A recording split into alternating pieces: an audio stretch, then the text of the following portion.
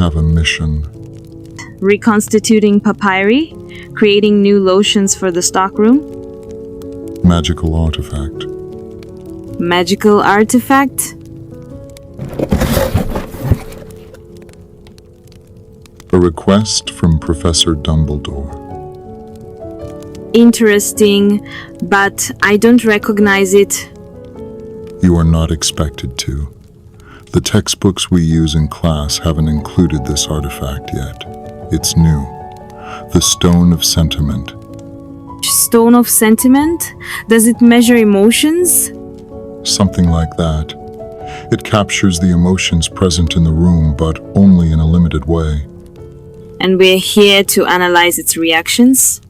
Everything that's possible. Grab a notebook with clean sheets and let's begin. Write down anything interesting or useful.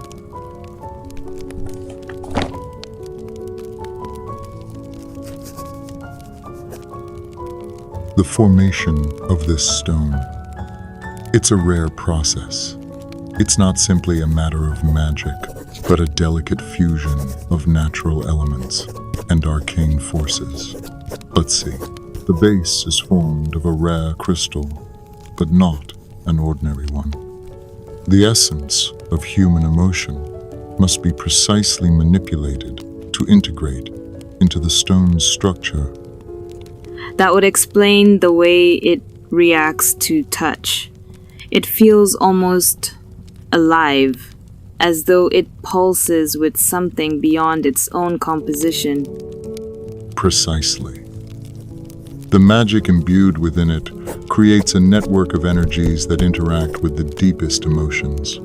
But it's what lies at its core that makes it especially volatile.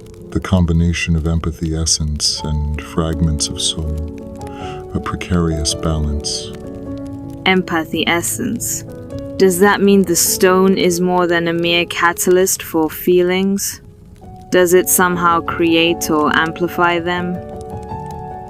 It doesn't create emotions, miss. It amplifies what is already there, what has already been felt and stored in an energetic space.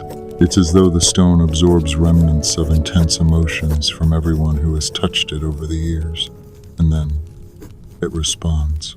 There's no pure alchemy in this, but a symbiosis between matter and emotion. That makes the stone even more dangerous. If it absorbs emotions, does that mean it can be manipulated to bring out what people fear most or desire most deeply? Exactly. The stone doesn't act spontaneously. It requires a significant emotional charge. Any imbalance in the combination of elements could lead to an unpredictable reaction. What's critical to understand is that the magic within it cannot be altered without consequences. A small mistake, and the stone itself could distort the perception of whoever manipulates it. And what about its glow? When I touch it, I feel a faint sensation of warmth. That's not a typical reaction for a crystal. The glow is a reflection of the energy contained within. When activated, the stone emits a form of arcane radiation, interacting with the human body's magnetic fields. This creates a sensation of warmth, as though the stone's energy is reacting with the person's emotional field. The way it glows varies depending on the type of emotion present, like a chemical response to touch. So it adapts, responding to what we feel, almost like it's a living substance. Don't be mistaken. It's not alive. It merely reacts to emotional stimuli in a reactive manner. That's what makes it so difficult to control. The magic within it is primitive, instinctual. Any attempt to manipulate it without due respect for its power could be fatal. And if we lose control, what happens then? Then you become more entangled with it than you should. And when you lose yourself in what the stone reveals, you also lose control over your own emotions. That's why you're so cautious with it. It's not just the magic, it's the risk of losing ourselves to something we can't control. Yes, the stone of sentiment has the power to destroy what we believe to be unbreakable, our own perception of reality. Remember that, miss. The magic here is not to be explored lightly.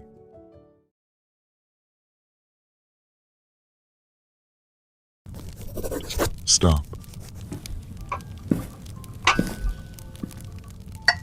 Oh, that's oddly kind of you.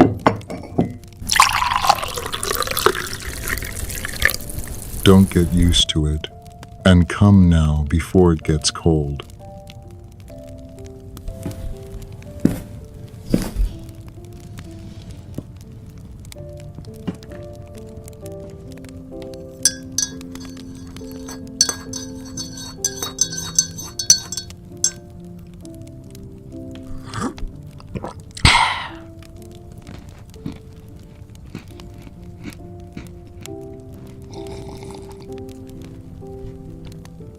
Merlin's sake, these biscuits are incredible. And the tea, it has a perfect taste of cinnamon and mint.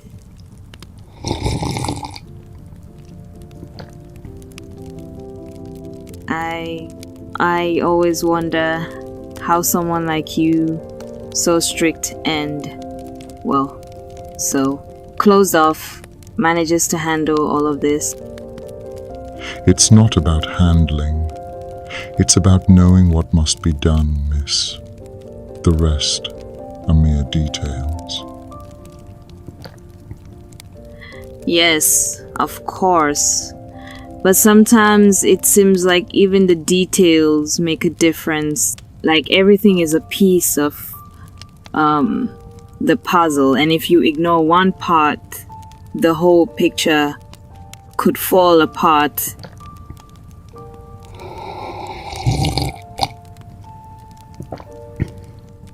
You speak as though you believe you can change the course of things, as if fate is malleable.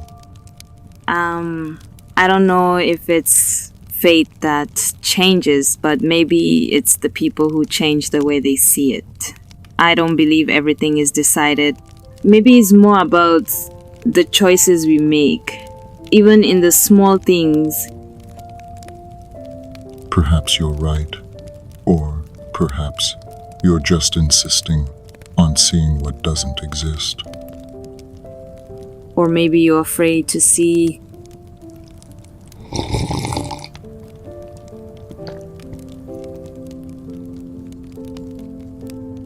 Look, the stone is changing color, blue and green now.